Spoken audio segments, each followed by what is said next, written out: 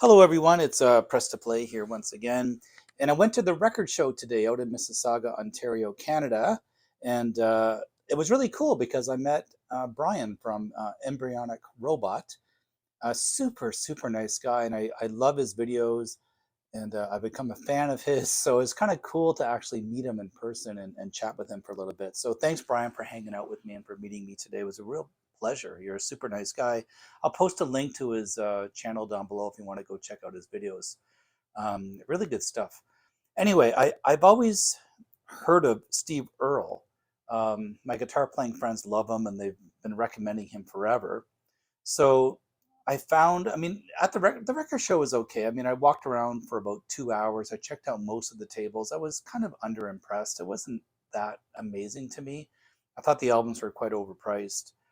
However, there was one by Tracy Chapman that I really wanted, but he wanted $75, which is still reasonable. It goes for a lot more than that on eBay and whatnot, but I just didn't want to put out the money. But I stumbled upon one table that had all these Steve Earle albums that were brand new. And I thought, you know what? I'm just going to take a chance and I'm going to buy three random Steve Earle albums, go home and take a listen. And they were only 20 bucks a piece. So great deal. Um, so I picked up this one and I'll show you the other two in a second. And the sticker on the album mentioned something about his son and that his son wrote all these songs and all the proceeds went to his daughter. And I thought, did something happen to his son? So I went on Google and I researched it, and it was very sad to say. I mean, I'm sure all the Steve Earle fans will know this, but I didn't realize his son passed away. So when I listened to this album, my goodness, I was almost brought to tears at the end. It's a beautiful and very moving album. And after one listen to this, I was instantly a big fan of Steve. I mean, I just love his music. After listening to this one album, and I listened to the next two, and I just fell in love with his music. And he's got such a unique, distinct voice. It reminded me a bit of Leon Russell and Dr. John, kind of like a mix between the two, but he's got a country flavor with banjo and harmonica, and I love his guitar playing, the acoustic guitar. I just love it. I just love it. So he's my latest addiction. So I want to go out and buy more from him. I'm just loving him. Anyway, this is the JT album. Beautiful cover as well. Just very nice cover. And here's the back and the track list. It's a double album. Actually, no, sorry, it's a single album. The other one's a double album. I'll get to that in a sec. But the songs I Don't Care, Ain't Glad I'm Leaving, Maria, Far Away in Another Town, They Killed John Henry, and Turn Out My Lights, and Lone Pine Hill, Champagne Corolla, The Saint of Lost Causes, Harlem River Blues, and the last song, Last Words. That's the song that, oh my goodness, it was so emotional. Such a beautiful track. So, yeah, if you don't own this album, you have to listen to it. It's just beautiful. Nice little gatefold here has all the lyrics to the songs as well. And let's just quickly show you the album. It's a very nice package. It looks very, very, very nice. I love the artwork on this too. And there's his son, and it has a little bit about his son as well. I won't read the whole thing to you, but um, he talks about how the record is called JT because he was never called anything else until he was nearly grown. Well, when he was little, I called him Cowboy. Um, anyway, beautiful. So a nice little note to his son, and I love the label and everything. Just really nicely put together. So anyway, very moving album, beautiful album by Steve Earle, and I cannot recommend this enough. And for the very first album that I've ever listened to by him, talk about emotional. My goodness, it just instantly turned me into a big fan. And then the next album I got, this is the double album I was talking about. Beautiful album as well. I love his art, the cover art as well. I think it's really unique and interesting. So Pancho and Lefty, White Freightliner Blues, Colorado Girl, and Where I Lead Me. Lungs, No Place to Fall, Loretta, Brand New Companion, Rake, Delta Mama Blues, Marie, Don't Take It Too Bad, Mr. Mud and Mr. Cold, Quicksilver, Daydreams of Maria, and To Live Is to Fly. And I mean, just beautiful music.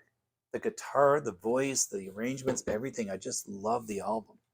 Um, yeah, I really, really enjoyed this. And it was kind of cool because when I took the LPs out, I didn't realize they were clear vinyl. So that was a really nice surprise, and really nice sleeves as well. So this beautiful. So really nice looking clear vinyl on this one. I wasn't expecting that. I didn't realize until I opened it that it was a clear vinyl. Let's just quickly show you the other album as well. But again, I just love his voice. It's so distinct and so raw. I just love it. So same thing with the other. I just love the clear vinyl. Looks really, really, really nice. Anyway, great double album by Steve as well. And I would tell you some of my favorite tracks, but I just listened to all the albums once. I can't. My memory is not clear enough yet as to which one stood out to me by name. But again, I loved every track.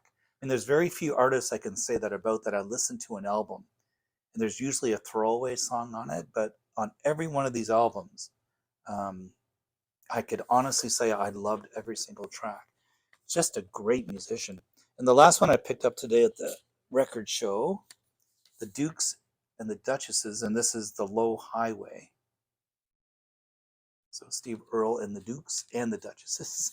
Um, the Low Highway, Calico County, Burning It Down, That's All You Got, Love's Gonna Blow My Way, and after Mardi Gras, sorry, can't speak today. Pocket Full of Rain, Invisible. I love all these tracks. This is more upbeat though. I found this album to be a bit more upbeat. Warren Hellman's Banjo, Down the Road Part 2, 21st Century Blues, and I love Remember Me. Talk about a beautiful song to end the album. Just very moving song. But I just love there's accordion, there's banjos, there's mandolins, there's piano, um, pedal steel guitar. There's just everything on this thing. It's just, I love the instruments. I love the sound. I love the artwork. Love his voice. Love the music. Love it all. Anyways, this one's pretty cool as well. There's the band. Nice that they include the lyrics as well. And this is also colored vinyl. It's kind of a creamy, creamy white with splotches of yellow in here. You probably can't see that. This was a little rough though, a little rough around the edges here. And the album was a little tiny bit warped, but it was sealed so tight I wouldn't be surprised if it was the packaging. And there was a little scuff here, but it didn't impact the song at all, or the music, so I don't care about that. But it's kind of nice. It's kind of a cool color to it as well, but I like the kind of like faint yellow splotches in there too. So very nice. Anyway, yeah, I'm really loving Steve. I mean, this is my introduction to him. Didn't know anything about him till after today. So talk about a gamble paying off. It was $20 each. It was $60 in total, and I got 3 incredible albums. So the Low Highway, the double album, which I really, and I love the cover art on this too. And my favorite one is this one. I think this is just beautiful. Anyway, I'm happy I went just because I got these albums and just because I was introduced to Steve Earle.